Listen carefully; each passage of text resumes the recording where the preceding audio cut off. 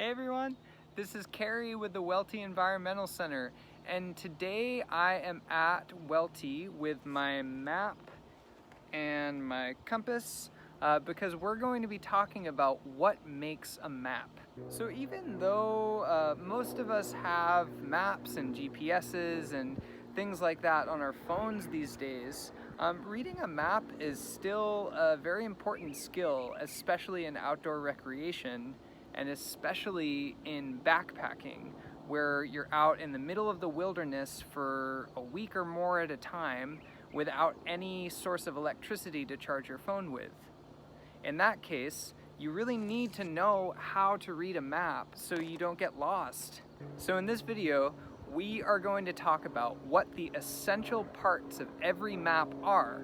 Then we're going to go out into Big Hill Park and we're going to see if we can find our way around just using our map and our compass. No phones allowed. Let's get started. When you're looking at a map, there are certain essential elements that need to be present in order for you to be able to read the map effectively. Those elements are a title, which shows us what we're looking at, a north arrow, which shows us which direction we need to orient ourselves when we're reading the map, a legend, which tells us what different icons on the map are in real life, a scale bar, which shows us how far the trails are, as well as how far apart the different icons on the map are. And then finally, the map itself. Then a lot of maps also include something called a locator map. This is just a smaller map, usually in the corner, that highlights where your main map is located within a larger area. If any of these 5 elements weren't present on a map, we wouldn't be able to read it, and we might end up getting lost, which could be a big problem if we're going on a multi-day backpacking trip in the middle of the wilderness. And remember, it's always important to have a compass with you when you're reading a map, especially when you're out in the wilderness. Now that we better understand what the essential parts of a map are, let's go out into Big Hill Park and get some practice reading a map. So I am just getting ready to start my hike and I'm looking at my map of Big Hill Park. And I think what I'm going to do today is I'm going to go to this historic fireplace right over here. And right now, because of the legend, I know that the Big Hill Center, which is Welty, is right here. So this is where I am. And I know that my map is currently facing north because I have my compass.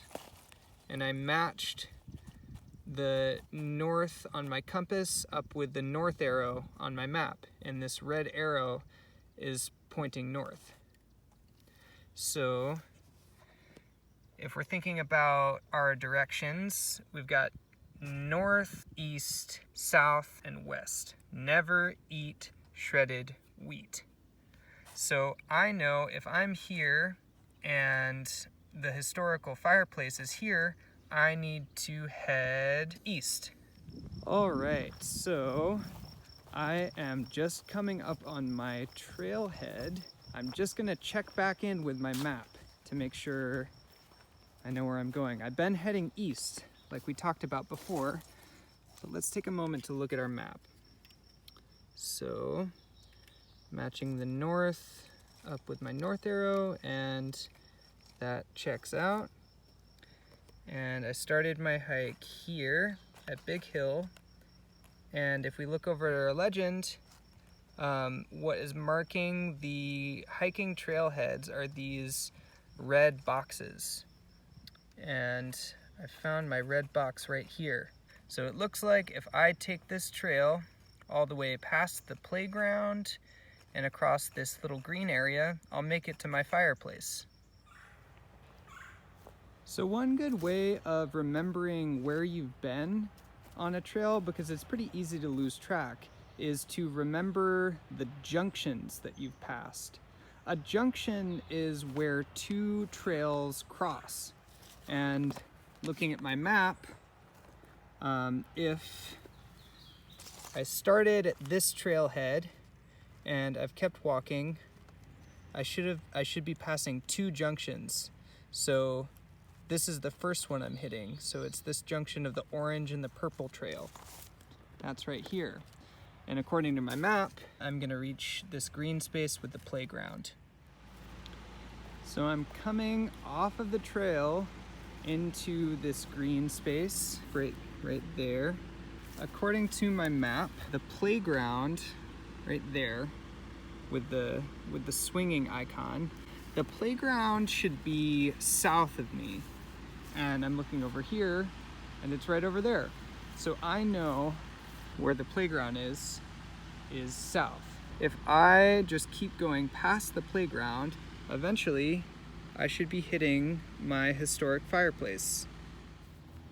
All right, and finally I have reached the historic fireplace that I was looking for. And I'm just gonna check back in with my compass one more time, lining up my north on my compass with my north arrow, rotating it so the arrow matches. And there we are. We have made it. So I was hiking back from the historic fireplace. I know that was my end goal, but we always have to circle back. And I happened upon this lovely raspberry bush.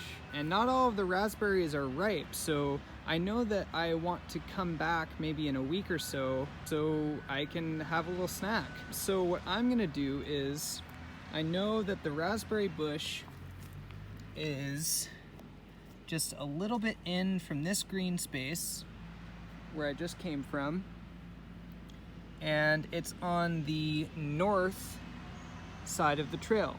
It's always important to remember with maps, you can always mark the things that interest you. So I'm gonna mark my raspberry bush with an RB and an X right here, so I know where it is and I can come back and find it later.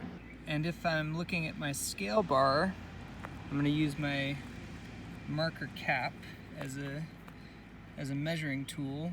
I know that one marker cap is about 0.2 miles, and my raspberry bush is just a little over 0.2 miles away from Big Hill.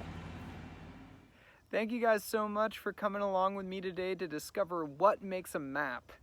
I hope you guys get out into nature and try to navigate tech-free on your own and have a lot of fun with it. I'll see you next time.